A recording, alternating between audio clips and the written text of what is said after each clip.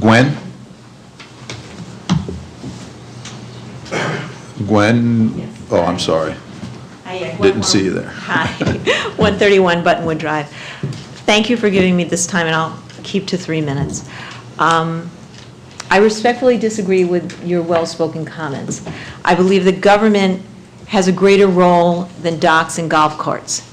Children are citizens or residents of this county, just like you, like me, like all of us around the council. And what children expect from us is for us to look at their needs. We live in America. In America, a right to a quality public education is part of our foundation, whether it's in charters or not.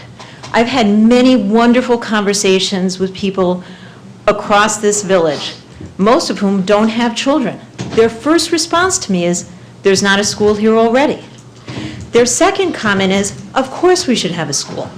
I have 80-year-old parents who live in Delray Beach. They've never voted against schools in their lives. And I would say that many of the people I spoke to online as I waited to vote for Barack Obama in November, most all those people were very much in favor of having quality education for the children on Key Biscayne. That said, I've also had a very few chilling conversations. I actually spoke to a council member who, when I said that I expected that my children should be able to get a quality public education, looked me in the eye and said, why would you expect such a thing? And once again, my answer is because I live in America.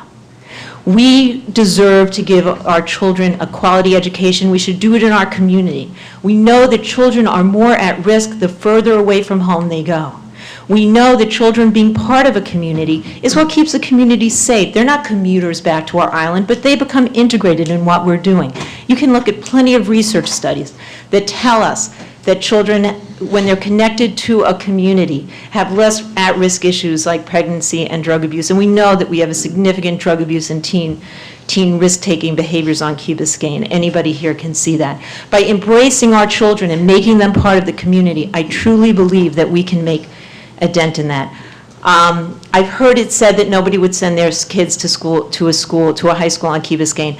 I also respectfully disagree with that. My kids are in a 4th grade at right here down the block, and there are about 100 kids in that grade, and I would say at least half of them would be very interested in sending, if not more, would be very interested in sending a child to Key Biscayne. Maybe what we do is we look at some empty vacant areas, maybe like where the Sonesta is for right now, and put up some portables or something to say, let's document that we actually need a school and show that people will set up there. Nothing's happening with the economy there. We've got a beautiful site. Set up some portables and document the need for something like that. Then 4 years from now, when we see that we've got a couple of hundred kids there, then we can say, okay, let's make the longer term investment of a physical plant. I think this is a time to be creative and really to look to the future. If we're ever going to get out of the kind of situation we are right now in this country, it's from education. Bill Gates and Melinda Gates were on TV on CNN, and they were the first ones saying that it's not about throwing more money in education, it's about doing education differently, about all the 21st century learning that, that our consultant was to give to us. So yes, I believe a business plan could be better developed, but I believe that there's a principle here that's involved, and the principle is that we as a community and you as a government, there's nothing more important than the education of our children. Thank you. Thank you, Gwen.